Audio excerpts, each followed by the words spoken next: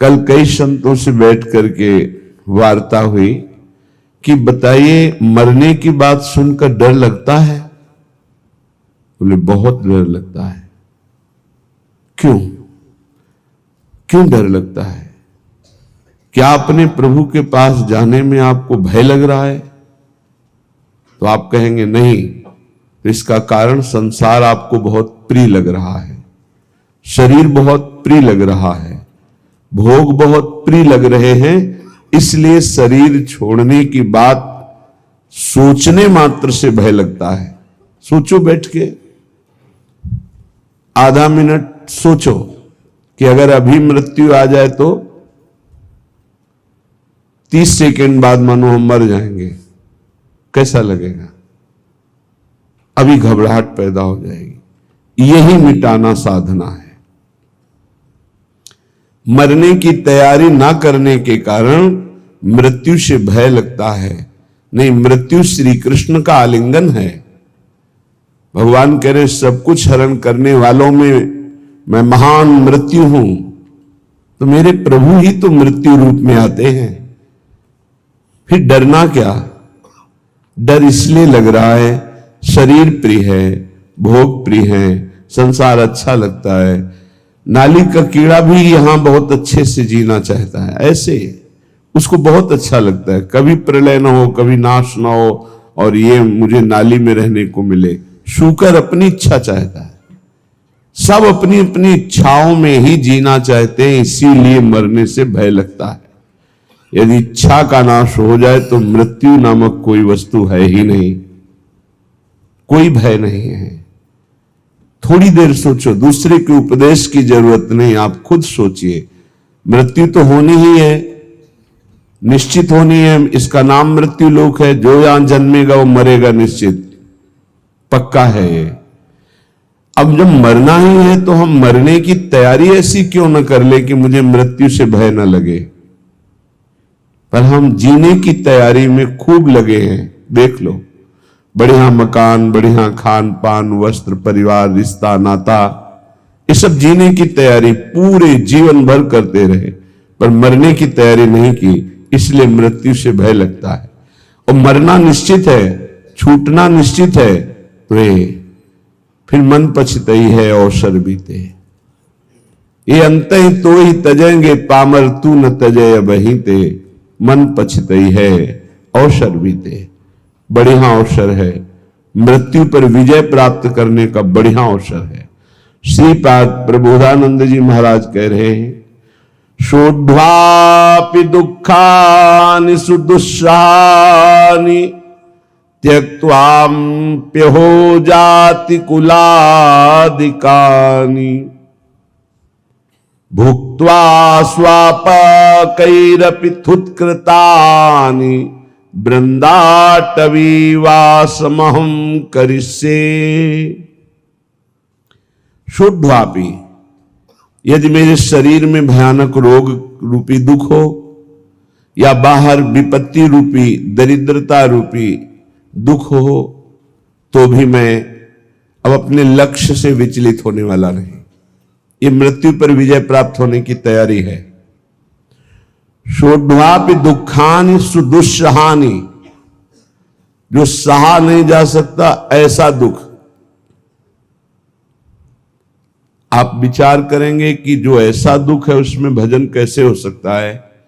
गुरु कृपा से देखा है, जब ऐसा भयानक दुख होता है तो एक अंतर में कोई ऐसी जगह है जहां बिल्कुल दुख स्पर्श नहीं कर रहा होता, केवल दुख का वो दृष्टा होता है, केवल दुख को देख रहा होता है, दुख को भोग नहीं रहा होता।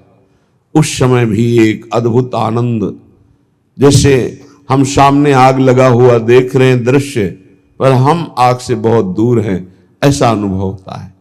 इसलिए जब तक आप नाम जप नहीं करेंगे, जब तक आप भगवत आराधना नहीं करेंगे, तब तक आप दुखों को सहन करने में असमर्थ रहेंगे, और जहां दुख आया तहां फिर भजन नहीं बनेगा।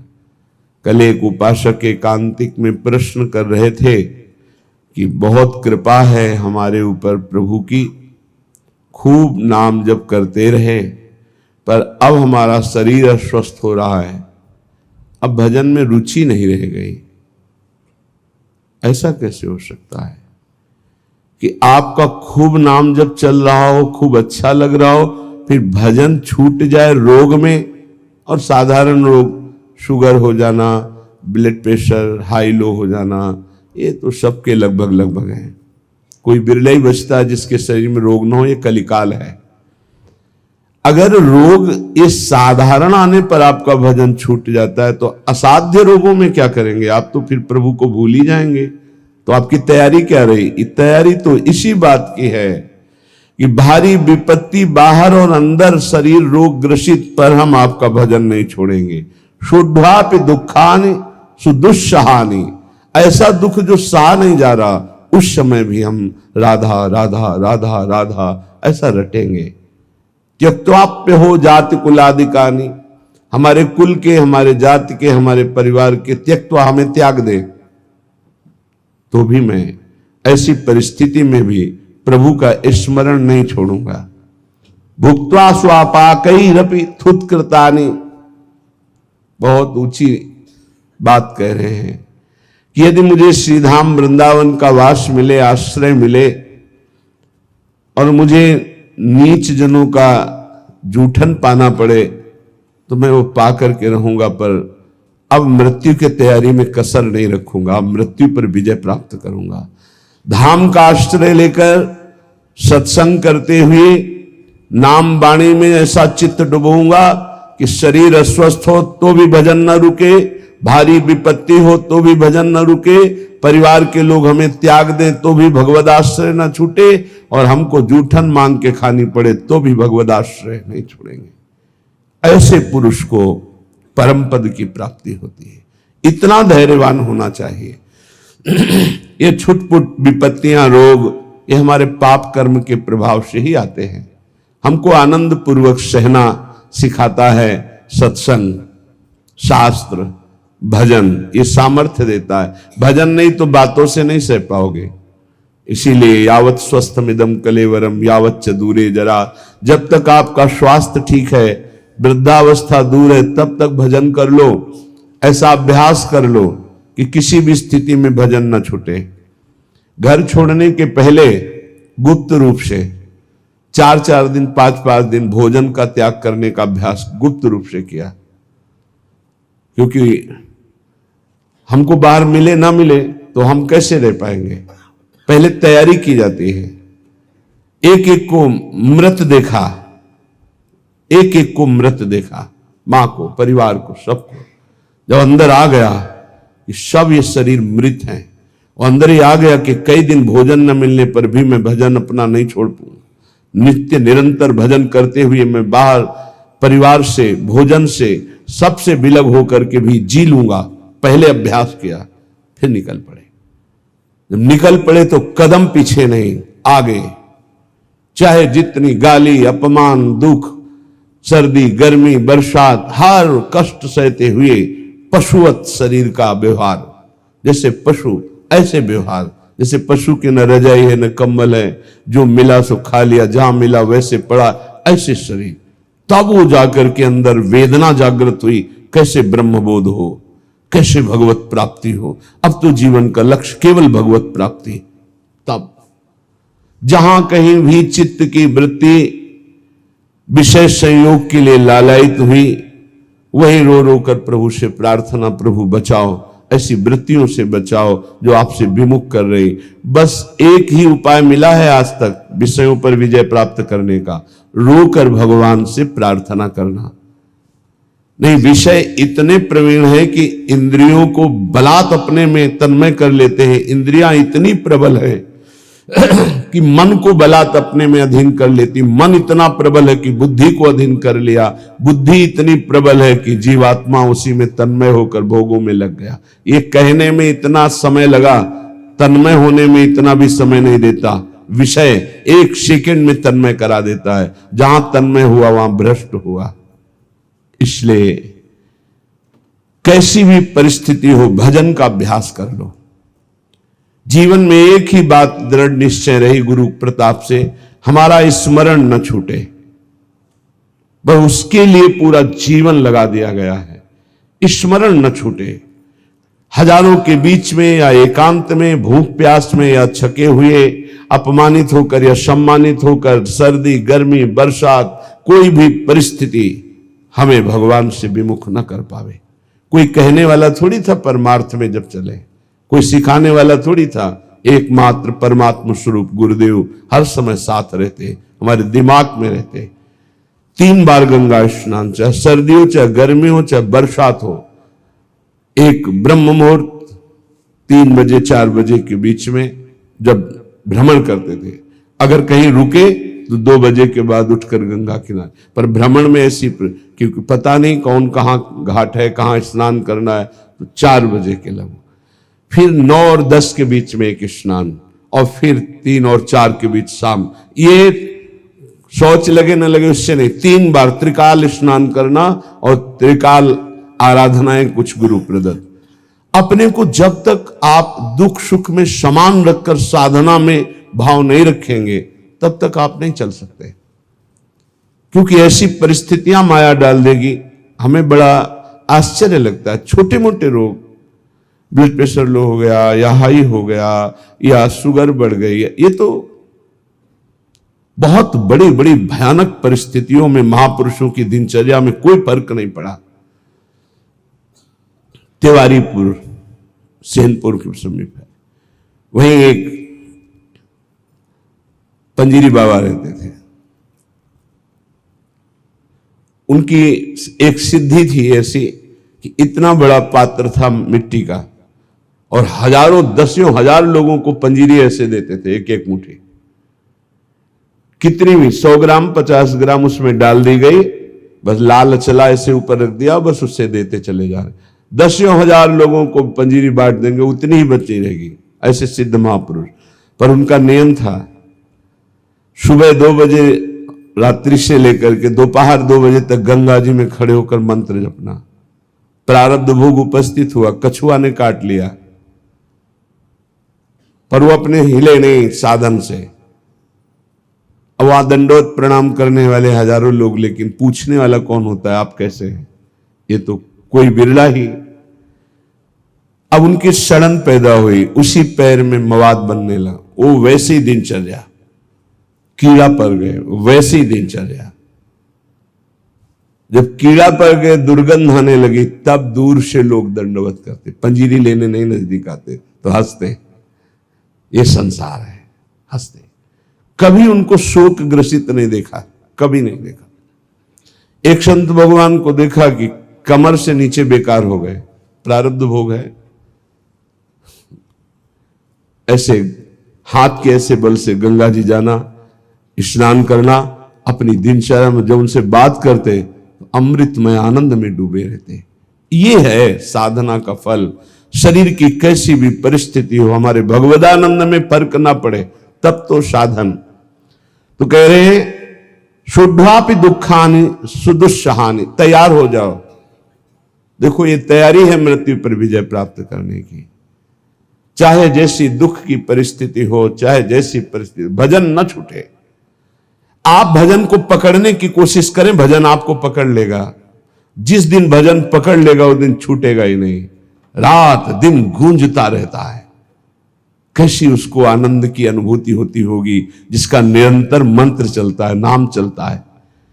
तो नाहम गमिष्यामि सताम समीपतो, वृंदावन छोड़कर, वृंदावन के रसिकों को छोड़कर मैं किसी भी महापुरुष का संग नहीं करूंगा। नाहम गमिष्यामि सताम समीपतो, जो प्रिया प्रीतम के प्रेम रस से अनविज्ञ हैं, उस रस के ज्ञाता नहीं है, मैं उनका सत्संग नहीं करूंगा, और ना ही करना चाहिए। क्यों? क्योंकि हमारे भाव को पुष्टता मिलेगी, इष्ट मिले और मन मिले, और मिले भजन रस रीति। जहां इष्ट मिले, भजन रस रीति मिले, प्रेम रस का मन मिले, वही सत्संग में रंग आएगा, अन्यथा बाधा पड़ जाएगी। क्योंकि बहुत प्रकार की भक्ति है, बहुत प्रकार के भक्त हैं, बहुत प्रकार की साधना है, बहुत प्रकार के साधक है। तो हमारे समाधान का चित्त के समाधान का विषय रसिक जन है। रे मन रसिकन संग बिन रंचनो उपजय प्रेम। इसलिए महाप्रभु हरिवंश चंद्र जी भी कहते हैं, वृंदान सर्व महता मपहाय दूराद। बाहर के बड़े बड़े महापुरुषों को प्रणाम करके अगर प्रेम प्राप्त करना चाहते हो श्यामा श्याम का, तो वृंदावन के रसिकों का संग करो। तो उनके संग से, जिनका स्वभाव है सत्तारणी कृत स्वभाव, ऐसी श्री जी से आपका अपनापन हो जाएगा। तो ना हम गमिष्यामि सताम समीप, तो मैं नहीं जाऊंगा किसी भी बड़े महापुरुष के पास जो वृंदावन रस से दूर हैं। ना हम वदिष्यामि निजम कुलादि को, मैं कभी कुल का परिचय बता करके अपनी महानता देने वाले का मैं कभी संग नहीं करूंगा, क्योंकि महान वो है जो इष्ट में तन्मय है, ना कि जाति पक्ष में कुल पक्ष में।